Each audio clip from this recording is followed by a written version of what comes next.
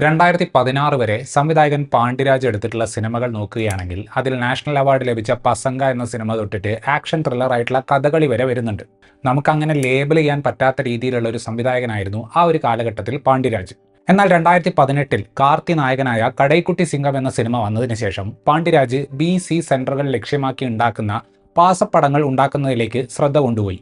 കടൈക്കുട്ടി സിംഗത്തിന് ശേഷം വന്നത് ശിവകാർത്തികേയൻ നായകനായ നമ്മ വീട്ടു പിള്ളയായിരുന്നു. അതിനുശേഷം പാണ്ഡ്യരാജ് ചെയ്തത് സൂര്യ നായകനായിട്ടുള്ള എതിർക്കും തുനിന്തവനായിരുന്നു. ഏറ്റവും പുതിയ സിനിമയായിട്ടുള്ള തലൈവൻ തലൈവിയിലേക്ക് വരുമ്പോഴും BC സെൻട്രൽ ഓഡിയൻസിലേക്ക് ഡിവോഴ്സ് എന്ന ആശയത്തെ തമാശ കലർന്ന രീതിയിൽ അവതരിപ്പിക്കാനാണ് പാണ്ഡ്യരാജ് ശ്രമിക്കുന്നത്. സംഭവം വിജയ് സേതുപതിയുടെയും നിത്യാനന്ദന്റെയും പെർഫോമൻസ് കാരണം പല സീനുകളിലും നമ്മൾ ഉറക്കച്ചിരിക്കുന്ന സാഹചര്യം ഉണ്ടാകുന്നുണ്ടെങ്കിലും ആകമൊത്തത്തിൽ ഡിവോഴ്സിനൊന്നും പോകാതെ എല്ലാം സഹിക്കുന്നതാണ് കല്യാണത്തിന്റെ ഒരു സെറ്റപ്പ് എന്ന റിഗ്രസീവ് ആശയം തന്നെയാണ് അൾട്ടിമേറ്റ്ലി ഈ സിനിമ പറഞ്ഞു വയ്ക്കുന്നത്. ആകാശവീരൻ എന്ന 10ാം ക്ലാസ് തോറ്റ നായകനാണ് നമുക്കുള്ളത്. പക്ഷേ ആള് പലതരത്തിലുള്ള പൊറോട്ട ഉണ്ടാക്കുന്നതിൽ അഗ്രഗണ്യനാണ്. അങ്ങനെയുള്ള ആകാശവീരൻ ഒരു കല്യാണാലോചനയുമായിട്ട് വീട്ടിൽ വന്നപ്പോൾ നമ്മുടെ നായികയായിട്ടുള്ള പേരരസി പുള്ളിയുടെ ആറ്റിറ്റ്യൂഡും ഫുഡ് വെക്കാനുള്ള കഴിവും ഒക്കെ കണ്ടിട്ട് കല്യാണത്തിന് സമ്മതം മൂളി. എന്നാൽ റൊമാൻസും കാര്യങ്ങളും കുറച്ചു കാലം മാത്രമേ നിലനിന്നുള്ളൂ.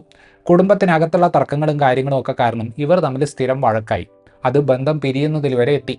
ഈ ഒരു സാഹചര്യത്തെ ആകാശവീരനും പേരരസിയും എങ്ങനെ കൈകാര്യം ചെയ്യുന്നു എന്നതാണ് ഈ സിനിമയിൽ നമ്മൾ കാണുന്നത്. ഈ സിനിമയിൽ കഥാ തിരക്കഥാ സംവിധാനം എന്ന ക്രെഡിറ്റ് വരുന്നത് RK സുരേഷ് അവതരിപ്പിക്കുന്ന കഥാപാത്രം TV-യിൽ കടൈക്കുട്ടി സിംഗത്തിലെയും നമ്മ വീട്ടു പിള്ളയിലെയും ചില ഡ്രാമ ഡയലോഗുകൾ കേട്ട് ദേഷ്യം വന്ന് ഇതൊക്കെ എഴുതിയവനെ എടുത്തിട്ട് അലക്കണം എന്ന് പറയുന്ന സ്ഥലത്താണ്. തന്റെ പഴയ സിനിമകൾ പോലെ ആകില്ല എന്ന് ഇൻഡയറക്റ്റ് ആയിട്ട് പറയാനാണ് പാണ്ഡ്യരാജ് ഈ ഒരു സെൽഫ് ട്രോൾ പരിപാടി ഇവിടെ പ്ലേസ് ചെയ്തിട്ടുള്ളത്.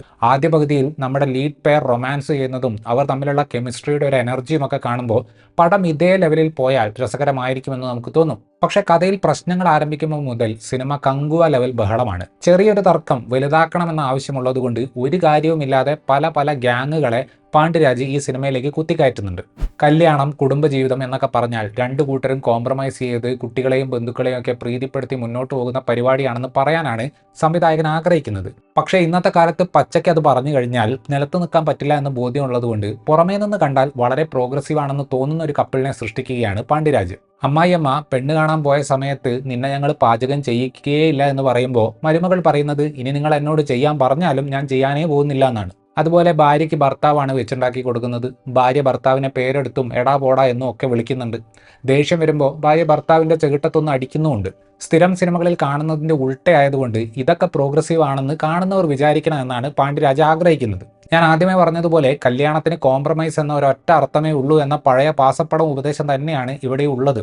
ഒരൊറ്റ വ്യത്യാസം എന്താണെന്ന് വെച്ചാൽ സ്വന്തം ഇൻലോസ് ടോക്സിക് ആണെന്ന് മനസ്സിലാക്കിയിട്ട് ഭാര്യയും ഭർത്താവും ഒരുമിച്ച് കോംപ്രമൈസ് ചെയ്യുന്നു എന്നൊരു വെറൈറ്റി ഇവിടെയുണ്ട്. BC സെൻട്രൽ സിനിമകൾ പൊതുവെ കാണിക്കുന്ന ഒരു വെപ്രാളം ഈ സിനിമയിലും കാണാം. സാധാരണ ഒരു സീനിൽ വരെ ജംപ് കട്ടുകളും ഒരുപാട് മൊണ്ടാഷ് സീക്വൻസുകളും പടത്തിൽ വരുന്നുണ്ട്.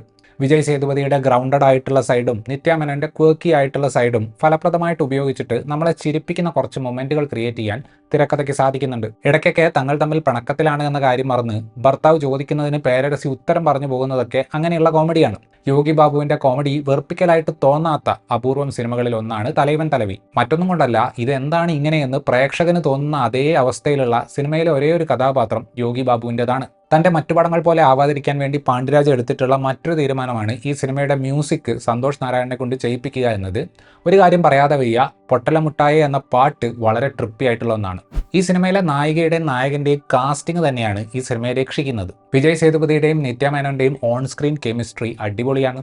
രണ്ടുപേരും ആസ്വദിച്ച് മത്സരിച്ച് സീനുകളിൽ പെർഫോം ചെയ്യുന്നുണ്ട്. ആകാശവീരൻ എന്ന കഥാപാത്രമൊക്കെ വേറെ ഏതെങ്കിലും ഒരു നടൻ അഭിനയിച്ച് കാണിച്ചിരുന്നെങ്കിൽ ഒരുപക്ഷെ ആളുകൾ പകുതിക്ക് വെച്ച് ഇറങ്ങിപ്പോയേനെ. കാരണം ഏതു നേരവും അലറിക്കൊണ്ടിരിക്കുന്ന ഒരു കഥാപാത്രത്തെ വെറുപ്പ് തോന്നാത്ത രീതിയിൽ അവതരിപ്പിക്കുക എന്ന് പറയുന്നത് ചില്ലറ കാര്യമല്ല. കാരിക്കേച്ചർ സ്വഭാവത്തിലേക്ക് പോകാതെ പേരരസി എന്ന കഥാപാത്രത്തിന്റെ ദേഷ്യവും വാശിയും സ്ക്രീനിൽ അവതരിപ്പിക്കാൻ നിത്യാമേനോന് സാധിക്കുന്നുണ്ട്. തിരിച്ചുട്രമ്പലം എന്ന സിനിമയിൽ നമ്മൾ കണ്ടിട്ടുള്ള നിത്യയുടെ ആ ഒരു ഫൺ സൈഡിന്റെ വേറൊരു വേർഷനാണ് പേരരസി. ദീപ ശങ്കർ, ചെമ്പൻ വിനോദ് ജോസ്, RK സുരേഷ്, കാളി വെങ്കട്ട് എന്നിവരൊക്കെയാണ് മറ്റ് കഥാപാത്രങ്ങളെ ചെയ്തിട്ടുള്ളത്.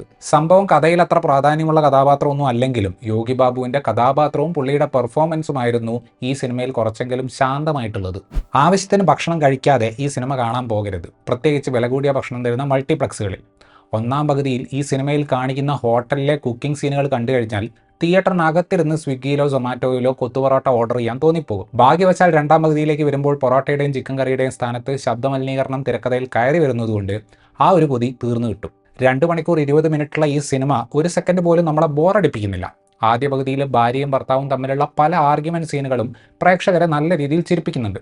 പക്ഷേ ആദ്യമേ പറഞ്ഞതുപോലെ സംഭവം കോമഡിയിൽ പൊതിഞ്ഞു വെച്ചിട്ടുള്ളതാണെങ്കിലും കല്യാണത്തെക്കുറിച്ചുള്ള ഈ സിനിമയുടെ നിലപാട് വളരെ പ്രോബ്ലമാറ്റിക് ആണ്. മൊത്തത്തിൽ പടം ബഹളമായതുകൊണ്ട് ഇത്തരത്തിലുള്ള കുഴപ്പം പിടിച്ച രാഷ്ട്രീയം ആരും ശ്രദ്ധിക്കാൻ പോകുന്നില്ല എന്നതാണ് ഇതിലെ പാണ്ഡ്യരാജിന്റെ സ്മാർട്ട്നെസ്. ഇത്രയുമായിരുന്നു ഈ സിനിമയെക്കുറിച്ചിട്ടുള്ള എൻ്റെ റിവ്യൂ. വീഡിയോ ഇഷ്ടപ്പെട്ടാൽ ലൈക്ക് ചെയ്യുമെന്നും കൂടുതൽ വീഡിയോകൾക്ക് വേണ്ടി ചാനൽ സബ്സ്ക്രൈബ് ചെയ്യുമെന്നും പ്രതീക്ഷിക്കുന്നു. താങ്ക്